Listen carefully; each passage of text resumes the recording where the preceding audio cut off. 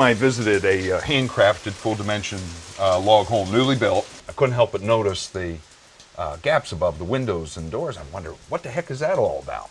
This gap is a pretty important part, especially on a handcrafted building. As the logs shrink in size, the space then allows the logs to come down. Now, why did it become smaller in size? Well, there's moisture in the wood. Okay. And as the moisture leaves, the cells shrink, and the log will become smaller in size. For instance, a 12-inch log after shrinkage may be an 11.5-inch log. Okay.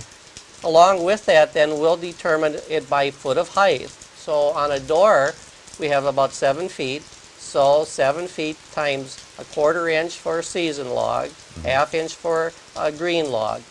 And then we'll take that and leave that space. And then we'll cover that with a board. There's also another important part here that you really don't see, and it's a keyway.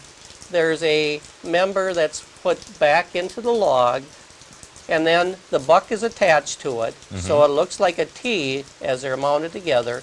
Then the door frame is attached to that, so these logs are allowed to settle freely. So the logs actually slide down along the buck. That's then. right. I mean, the logs do, and the door jamb stays here. That's right. So then the gap then allows it to, you'll notice it'll come down as the logs shrink, Okay. and along that keyway. Now, is this only on the horizontal logs? Is that really the only place you have to make the allowances? I've only noticed gaps above doors and windows. We do the same. Anytime there's a vertical member, we put a post jack, a screw jack underneath it, so that as these settle, you can turn down the jack.